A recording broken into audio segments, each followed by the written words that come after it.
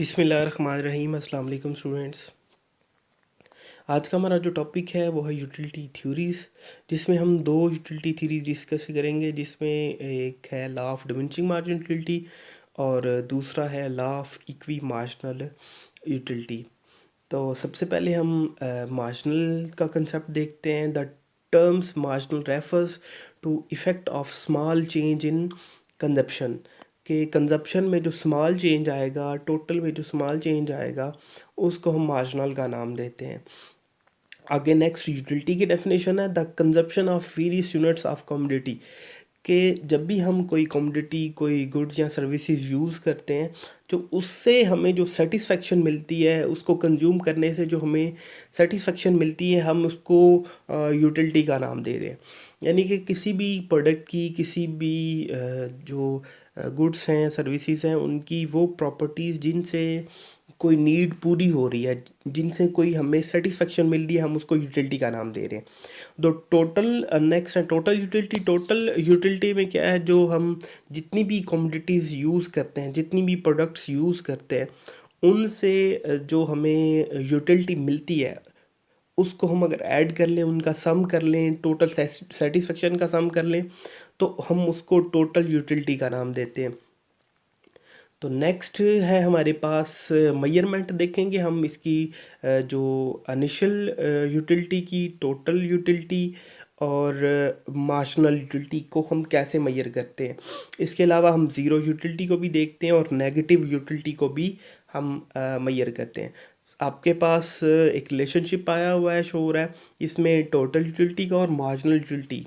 सबसे पहले हम एक तरफ देखते हैं क्वांटिटीज़ हैं, टोटल यूटिलिटी का कॉलम है, मार्जिनल यूटिलिटी का कॉलम है, और नेक्स्ट कॉलम में हमें इनिशियल, पॉजिटिव, ज़ीरो, नेगेटिव के बारे में बताया जा रहा है।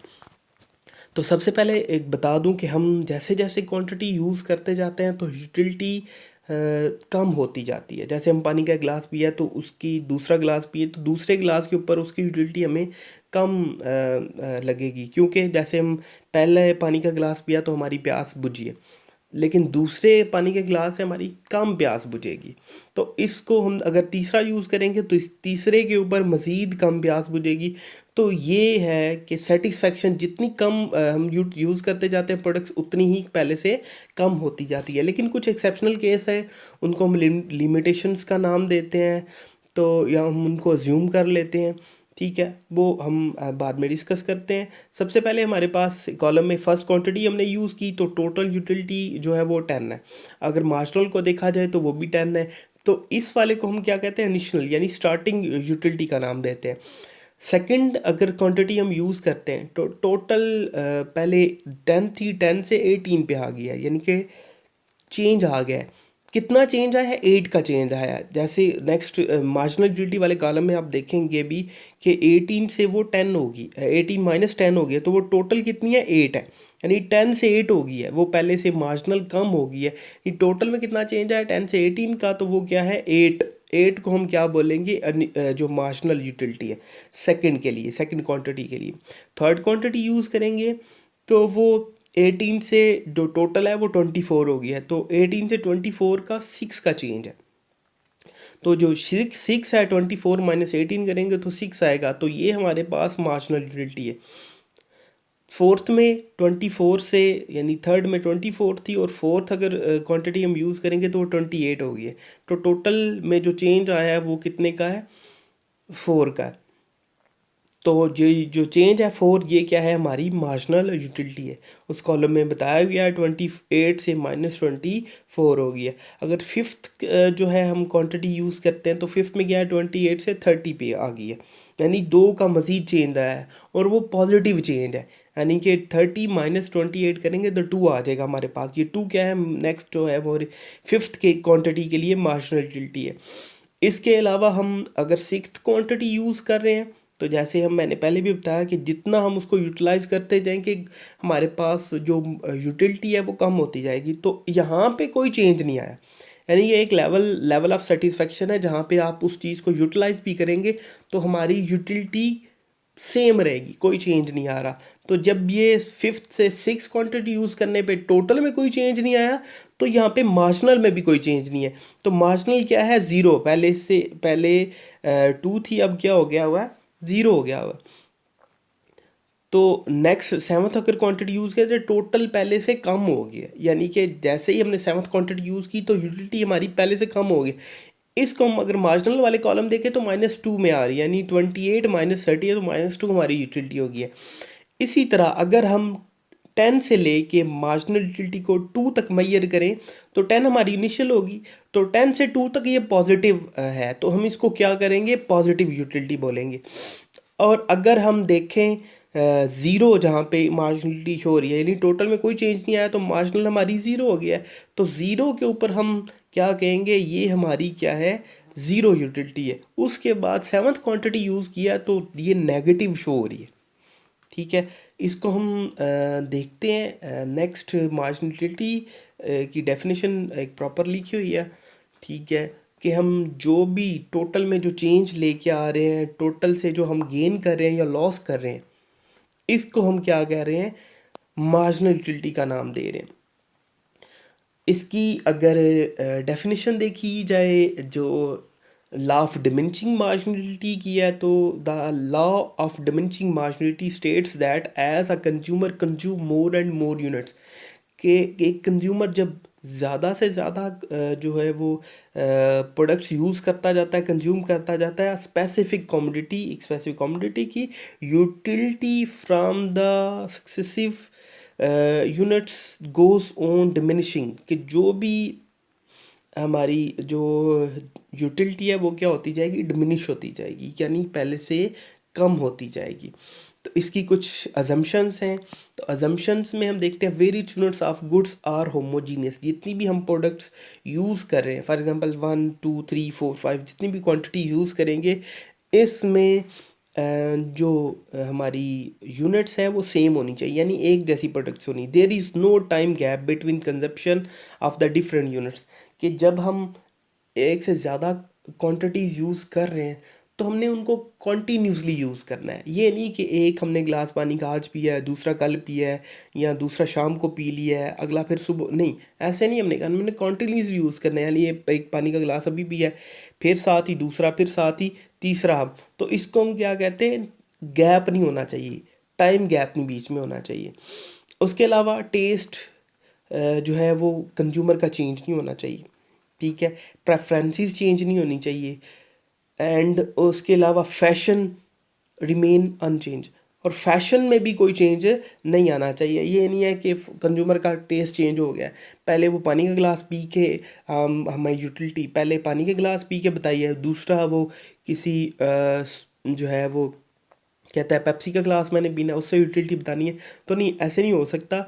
उसकी जो प्रेफरेंसेस हैं, उसका टेस्ट है और उसका फैशन, वो चेंज नहीं होना चाहिए। Consumer process perfect knowledge of the price in market, कि कंज्यूमर को जो है वो परफेक्ट नॉलेज होना चाहिए उसकी, जो कंज्यूम कर रहे हैं प्रोडक्ट, उसके बारे में। नो प्राइस चेंज, प्राइस भी चेंज नहीं होनी चाहिए। It assume law of marginal diminishing marginal utility.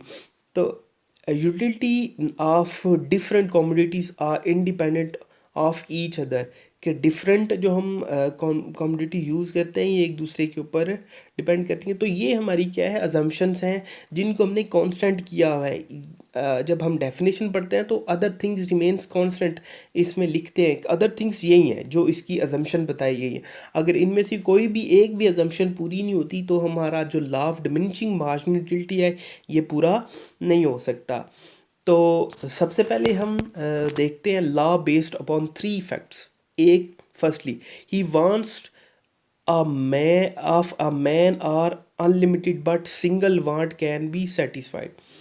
As a man gets more and more, जैसे जैसे वो क्वांटिटी यूज़ करता जाता है उसकी जो वांट्स की जो डिज़ायर है उसकी वो क्या होती जाती है, कम होती जाती है। Secondly, different goods are not perfect substitute for each other in the satisfaction of various particular wants, कि जितनी भी हम जो प्रोडक्ट यूज़ करते हैं वो एक दूसरे का परफेक्ट सब्स्टिट्यूट नहीं होती। तीसरी बात, there is no change in taste of consumer, जो हमने ऑलरेडी असम्पशन में पढ़ लिया कि कंज्यूमर के टेस्ट में कोई चेंज नहीं आना चाहिए। नेक्स्ट, इसने कुछ एग्जांपल सेट की हुई हैं, जैसे मैंने पहले ही बता दिया हुआ है, पानी का ग्लास पी पी के हमने क्या बतानी है, अपनी जो है वो सेटिस्फेक्शन बतानी है। पहला पानी का गिलास पीते हैं तो कम, उससे सेकंड पीते हैं तो उससे कम, थर्ड पे उससे कम।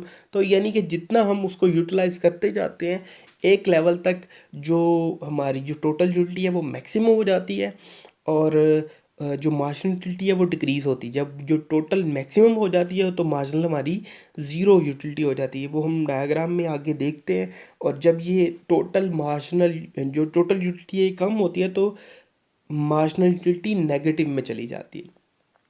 तो उसने उसी तरह एक टेबल मज़ीद आप देख सकते हैं। फर्स्ट ग्लास पानी का पिया है तो 20 यूटिलिटी थी, तो मार्जिनल भी हमारी 20 है। सेकंड पानी का गिलास पिया है तो टोटल है वो 32 हो गई है। तो टोटल में जो चेंज आया यानी 20 से 32 तक जो चेंज आया वो 12 का चेंज है। तो मार्जिनलिटी हमारी क्या होगी, 12 होगी। जो पीछे हमने टेबल पढ़ा था बेटा वो भी आप उसको भी इधर रख सकते हैं। अगर वो इजी लगता है तो वो आप देख लें, अगर ये इजी लगता है तो आपको ये देख लें।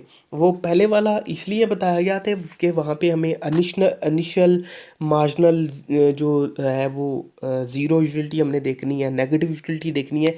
लेकिन ये जो टेबल है ये स्पेशली जो law of diminishing marginal utility है उसके लिए बनाया गया है। एक क्लास में भी मैंने डिस्कस किया हुआ था, तो वो अगर आप देख सकते हैं तो, क्योंकि वहाँ पे मैंने यूटिलिटी के बारे में थोड़ा आपको कंसेप्ट दिया था, तो आप बेटा वो भी नोट कर सकते हैं।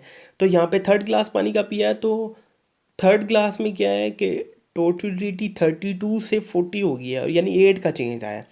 फोर्थ ग्लास पे 42 हो गई यानी 2 का चेंज आया। फिफ्थ ग्लास पे 42 ही रही है, तो टोटल में कोई चेंज नहीं आया, तो इसलिए हमारी मार्जिनलिटी ज़ीरो हो गई है।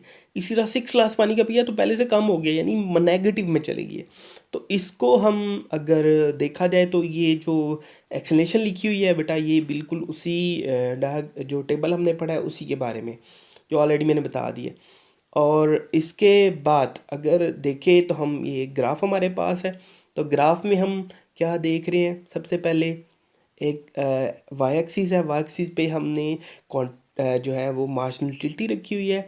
और हम अगर एक्स एक्सिस को देखें तो एक्स एक्सिस हमारे पास जो है वो क्वांटिटीज़ है, क्वांटिटी 1 से लेके 7 तक।